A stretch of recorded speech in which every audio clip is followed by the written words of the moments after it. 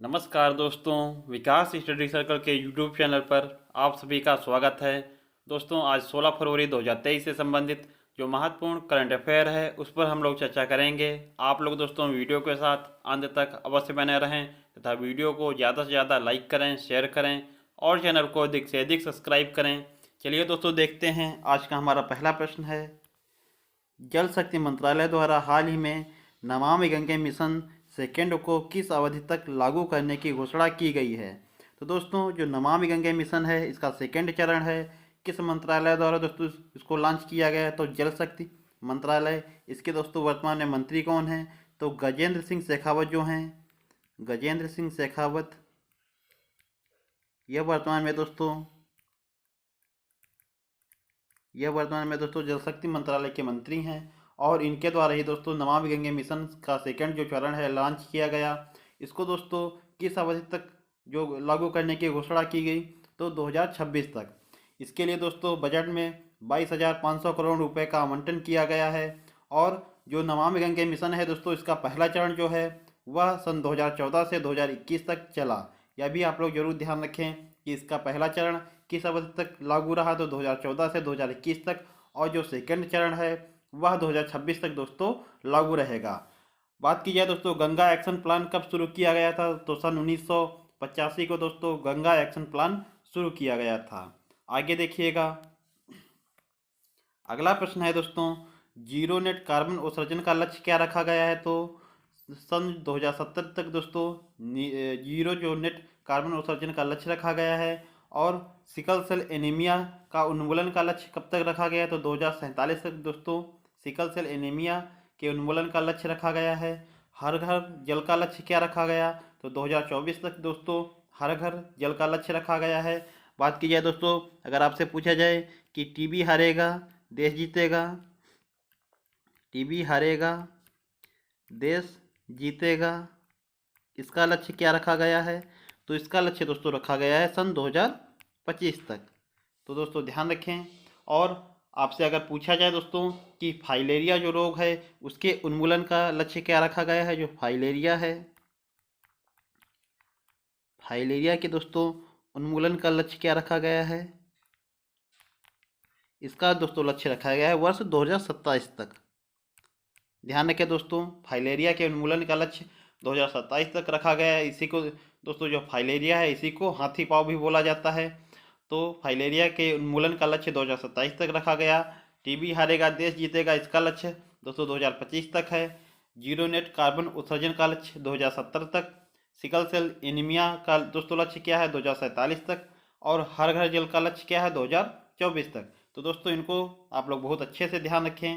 आगे देखिएगा, अगला प्रश्न है दोस्तों, आईसीसी की रैंकिंग में वनडे, टी20 व टेस्ट तीनों ही फॉर्मेट में कौन सी टीम को पहली बार शीर्ष स्थान प्राप्त हुआ है? तो दोस्तों जो हमारी भारतीय क्रिकेट टीम है इसके यह दोस्तों वनडे, टी20 और टेस्ट दोस्तों तीनों फॉर्मेट में जो है पहले स्थान पर आई है। तो ध्यान रखें दोस्तों। आईसीसी की बात की जाए तो दोस्तों इसके वर्तमान में अध्यक्ष कौन है? तो ग्रेग बर्कले जो हैं यह वर्तमान में आईसीसी के अध्यक्ष हैं। और आईसीसी का मुख्यालय कहाँ है? तो दुबई में दोस्तों आईसीसी का मुख्यालय है। बीसीसीआई की बात की जाए दोस्तों तो बीसीसीआई के वर्तमान में अध्यक्ष कौन है? तो रोजर बिन्नी, यह दोस्तों बीसीसीआई के वर्तमान में अध्यक्ष हैं। आगे देखिएगा दोस्तों, अगला प्रश्न है, देश के पहले राष्ट्रीय मेट्रो रेल ज्ञान केंद्र की स्थापना कहाँ की जाएगी? तो दोस्तों जो राष्ट्रीय मेट्रो रेल ज्ञान केंद्र है इसकी स्थापना नई दिल्ली में की जाएगी। और नई दिल्ली में भी दोस्तों जो दिल्ली विश्वविद्यालय मेट्रो स्टेशन है इस पर ही दोस्तों इसकी स्थापना की जाएगी। और यह दोस्तों किसके द्वारा स्थापित किया जा रहा है? तो जो सीए इंफ्रा प्राइवेट लिमिटेड है इसके द्वारा स्थापित किया जा रहा है। यह दोस्तों पीपीपी मॉडल पर आधारित है। यह भी आप लोग दोस्तों ध्यान रखें। आगे देखिएगा दोस्तों, अगला प्रश्न है, बात की जाए कि पहली जो वंदे भारत ट्रेन है इसका संचालन कहाँ किया गया? तो दिल्ली से वाराणसी के मध्य दोस्तों पहली वंदे भारत ट्रेन का संचालन किया गया। और इसी जो दोस्तों वंदे भारत ट्रेन है इसी का पुराना नाम T18 ट्रेन है। यह भी दोस्तों आप लोग ध्यान रखें। बात की जाए कि दक्षिण भारत की पहली वंदे भारत ट्रेन किन दोस्तों शहरों के मध्य चली? तो मैसूर से चेन्नई के मध्य, यह भी आप लोग ध्यान रखें कि दक्षिण भारत की पहली वंदे भारत ट्रेन किन शहरों के मध्य चली, तो मैसूर से चेन्नई के मध्य। आगे देखिएगा दोस्तों, अगला प्रश्न है, चौथी औद्योगिक क्रांति का भारत में केंद्र कहाँ है? तो चौथी जो औद्योगिक क्रांति है इसका भारत में केंद्र है हैदराबाद में। और यह दोस्तों किसके द्वारा स्थापित किया गया? तो विश्व आर्थिक मंच या वर्ल्ड इकोनॉमिक फोरम जो है इसके द्वारा स्थापित किया गया है। तो यह भी दोस्तों आप लोग ध्यान रखें, काफ़ी इंपॉर्टेंट प्रश्न है। बात की जाए कि पहली अंडर वाटर मेट्रो दोस्तों किस शहर में चलाई गई, तो कोलकाता में दोस्तों। और कोलकाता में भी जो हुगली नदी है इसके नीचे दोस्तों चलाई गई, हुगली नदी के नीचे। दोस्तों जो पहली अंडर वाटर मेट्रो है यह कोलकाता में हुगली नदी के नीचे चलाई गई। आगे देखिएगा दोस्तों, अगला प्रश्न है, हाल ही में पहली बार किस बैंक द्वारा ऑफलाइन डिजिटल भुगतान पायलट परियोजना ऑफलाइन पे इसको दोस्तों प्रारंभ किया गया? तो ध्यान रखें कि ऑफलाइन डिजिटल भुगतान पायलट परियोजना जो है इसका नाम क्या है? ऑफलाइन पे। दोस्तों यह किस बैंक द्वारा प्रारंभ किया गया? तो HDFC बैंक जो है इसके द्वारा ही इसको प्रारंभ किया गया है। उद्देश्य क्या है? तो डिजिटल भुगतान को ऑफलाइन करना, यह दोस्तों इसका उद्देश्य है। आगे देखिएगा दोस्तों, अगला प्रश्न है, 5G सेवा की शुरुआत कब की गई? तो 1 अक्टूबर 2022 को दोस्तों भारत में 5G सेवा की शुरुआत की गई। और यह दोस्तों इसका जो स्पेक्ट्रम है यह किसने लिया? तो जियो, जो रिलायंस जियो है इसके द्वारा ही दोस्तों इसका स्पेक्ट्रम लिया गया था, रिलायंस जियो के द्वारा। और दोस्तों इसकी शुरुआत कहाँ से की गई? तो गुजरात के दोस्तों, गुजरात के 14 शहरों से दोस्तों इसकी शुरुआत की गई थी। आगे देखिएगा, अगला प्रश्न है, 1969 में कितनी बैंकों का राष्ट्रीयकरण किया गया था? तो 1969 को दोस्तों 14 बैंकों का राष्ट्रीयकरण किया गया था। और 1980 में दोस्तों 6 बैंकों का राष्ट्रीयकरण किया गया। अगला प्रश्न देखिएगा, वैश्विक हैकाथॉन हार्बिंगर के दूसरे संस्करण का आयोजन किसके द्वारा किया जाएगा? तो दोस्तों वैश्विक जो हैकाथॉन है इसका नाम क्या है? हार्बिंगर। इसके दूसरे संस्करण का आयोजन जो है भारतीय रिजर्व बैंक यानी RBI के द्वारा दोस्तों इसका आयोजन किया गया है। ध्यान रखें 2023 की थीम क्या है? तो समावेशी डिजिटल सेवा। या दोस्तों हार्बिंगर के दूसरे संस्करण का जो आयोजन 2023 में किया जा रहा है इसकी थीम है समावेशी डिजिटल सेवा। RBI की बात की जाए दोस्तों स्थापना कब हुई? तो 1935 में। और अधिनियम किस वर्ष का है? तो 1934 का दोस्तों अधिनियम है। इसी के तहत 1935 में दोस्तों इसकी स्थापना की गई। और राष्ट्रीयकरण कब किया गया? तो 1949 में। ध्यान रखिए दोस्तों, भारतीय रिजर्व बैंक की स्थापना किस समिति के दोस्तों सिफारिश पर की गई थी? तो यंग हिल्टन आयोग जो है, यंग हिल्टन आयोग, इसके दोस्तों सिफारिश पर इसकी स्थापना की गई थी। इसे है दोस्तों शाही आयोग भी कहा जाता है, शाही आयोग। आगे देखिएगा दोस्तों, RBI की बात की जाए कि RBI के पहले गवर्नर कौन थे? तो ओसबॉर्न स्मिथ जो हैं यह RBI के पहले गवर्नर थे। और पहले भारतीय गवर्नर की बात की जाए तो CD देशमुख जो हैं यह पहले भारतीय गवर्नर थे। वर्तमान में दोस्तों, वर्तमान में गवर्नर कौन है RBI के? तो वर्तमान में दोस्तों RBI के गवर्नर हैं शक्तिकांत दास जी, शक्तिकांत दास जी।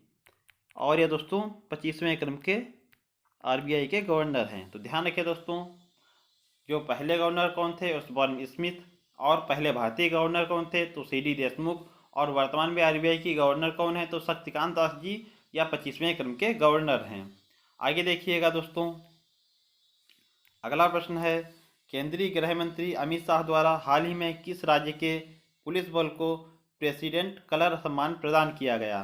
तो दोस्तों जो प्रेसिडेंट कलर सम्मान है यह केंद्रीय गृह मंत्री अमित शाह जी जो हैं इनके द्वारा हरियाणा दोस्तों, हरियाणा राज्य की जो पुलिस है इसको दोस्तों यह सम्मान दिया गया है। और यह सम्मान क्यों दिया जाता है? तो साहस, वीरता और समर्पण के लिए दोस्तों यह सम्मान दिया जाता है।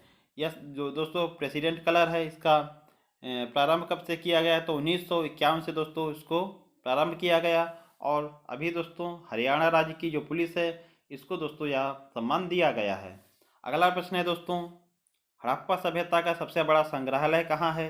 तो राखीगढ़ी हरियाणा में दोस्तों हड़प्पा सभ्यता का सबसे बड़ा संग्रहालय इसको दोस्तों निर्मित किया गया है। आगे देखिएगा, अगला प्रश्न है दोस्तों, अंतर्राष्ट्रीय बाल कैंसर दिवस कब मनाया जाता है? तो 15 फरवरी को दोस्तों अंतर्राष्ट्रीय बाल कैंसर दिवस मनाया जाता है। कैंसर दिवस की बात की जाए तो दोस्तों कैंसर दिवस कब मनाया जाता है? तो 4 फरवरी को, 4 फरवरी को दोस्तों कैंसर दिवस मनाया जाता है। लेकिन अंतर्राष्ट्रीय बाल कैंसर दिवस कब मनाया जाता है? तो 15 फरवरी को। कैंसर दिवस दोस्तों 2023 की थीम क्या है? तो क्लोज द केयर गैप जो है यह कैंसर दिवस 2023 की थीम है। बात की जाए दोस्तों, अगर आपसे पूछा जाए कि विश्व रेडियो दिवस, विश्व रेडियो दिवस, विश्व रेडियो दिवस की थीम, तो दोस्तों विश्व रेडियो दिवस मनाया कब जाता है? तो 13 फरवरी को, 13 फरवरी को। और 13 फरवरी को ही दोस्तों जो है राष्ट्रीय महिला दिवस भी मनाया जाता है। जो विश्व रेडियो दिवस है इसकी 2023 में थीम क्या है? तो इसकी थीम है दोस्तों radio and peace, radio and peace. यह दोस्तों विश्व रेडियो दिवस 2023 की थीम है। तो दोस्तों इनको ध्यान रखें, रेडियो एंड पीस विश्व रेडियो दिवस की थीम है। और कैंसर दिवस की थीम क्या है? तो क्लोज द केयर गैप, यह दोस्तों कैंसर दिवस की थीम है। अंतर्राष्ट्रीय मातृभाषा दिवस कब मनाया जाता है? तो 21 फरवरी को दोस्तों अंतर्राष्ट्रीय मातृभाषा दिवस मनाया जाता है।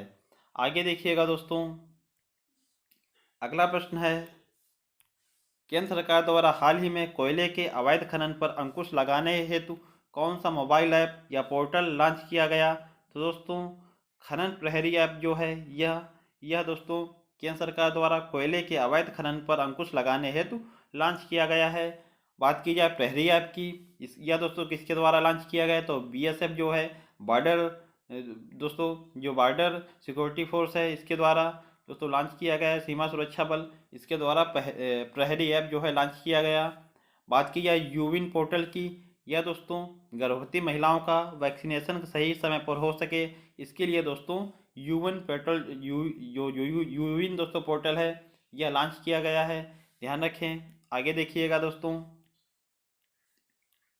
अगला प्रश्न है दोस्तों, हाल ही में केंद्र सरकार द्वारा वाइब्रेंट विलेज प्रोग्राम किस उद्देश्य से प्रारंभ किया गया?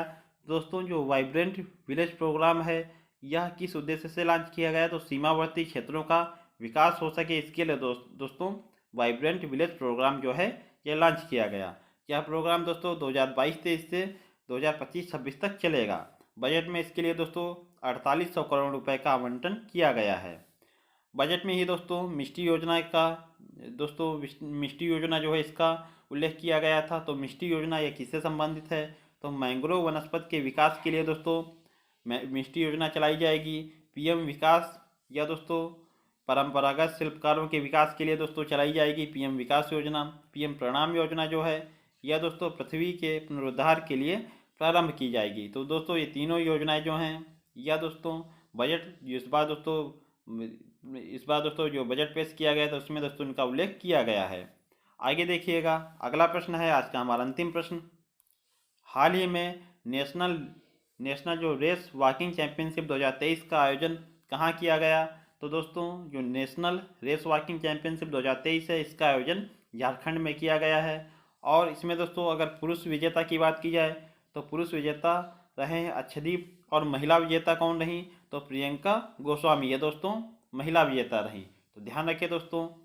इस बार दोस्तों अगर बात की है G20 की, तो दोस्तों G20 की इस बार जो अध्यक्षता है हमारा भारत कर रहा है 2023 में दोस्तों, इसकी अध्यक्षता भारत कर रहा है। और इसमें दोस्तों अगर बात की जाए कि भारत के शेरपा कौन हैं, तो दोस्तों अमिताभ कांत जो हैं, अमिताभ कांत यह दोस्तों इस बार जो G20 हो रहा है इसके दोस्तों शेरपा हैं। और इसके पहले दोस्तों अगर बात की जाए कि 2022 में इसका आयोजन कहाँ किया गया था, तो बाली इंडोनेशिया में दोस्तों, इंडोनेशिया में जो है 2022 में इसका आयोजन किया गया था। और अगर बात की जाए दोस्तों कि यह कौन सा 2023 में जो आयोजन भारत में होना है यह इसका कौन सा संस्करण है या कौन सा सत्र है, तो इस बार दोस्तों यह इसका 18वां सत्र है। यह भी दोस्तों आप लोग जरूर ध्यान रखें। और दोस्तों अगर बात की जाए कि इसकी थीम की, तो इसकी थीम क्या है, तो आपको पता होगा दोस्तों। इसकी जो थीम है, इसकी थीम है दोस्तों वन अर्थ वन फैमिली और one future. One earth one family, one family और वन फ्यूचर, यह दोस्तों इसकी थीम है। यह दोस्तों आपका आपका दोस्तों और लिखा मिलेगा वसुधैव कुटुंबकम, वसुधैव कुटुंबकम। तो ध्यान रखिए दोस्तों, यह G20 की बात हो गई। अगर आपसे पूछा जाए कि SCO की 2023 में बैठक कहाँ होगी, SCO शंघाई सहयोग संगठन, इसकी दोस्तों 2023 में बैठक कहाँ होगी, तो यह भी दोस्तों हमारे भारत देश में ही होगी। और 2022 में इसकी बैठक कहाँ हुई थी, तो समरकंद उज्बेकिस्तान में, समरकंद उज्बेकिस्तान में दोस्तों, उज्बेकिस्तान में इसकी बैठक 2022 में हुई थी। और 2023 में इसकी बैठक भारत में होनी है। SCO की दोस्तों पहली सांस्कृतिक राजधानी कौन सी घोषित की गई है, सांस्कृतिक राजधानी, तो दोस्तों यह जो वाराणसी शहर है, इसको दोस्तों SCO की पहली सांस्कृतिक राजधानी घोषित किया गया है। तो दोस्तों ध्यान रखिए आप लोग। ये थे दोस्तों आज के हमारे करंट अफेयर की दृष्टि से कुछ महत्वपूर्ण प्रश्न। आशा करता हूँ दोस्तों आप लोगों को वीडियो पसंद आया होगा। वीडियो पसंद आया हो तो दोस्तों वीडियो को लाइक करें, शेयर करें और चैनल को अधिक से अधिक सब्सक्राइब करें। मिलते हैं दोस्तों अपने अगले वीडियो में, तब तक के लिए आप लोगों को बहुत बहुत धन्यवाद। जय हिंद दोस्तों।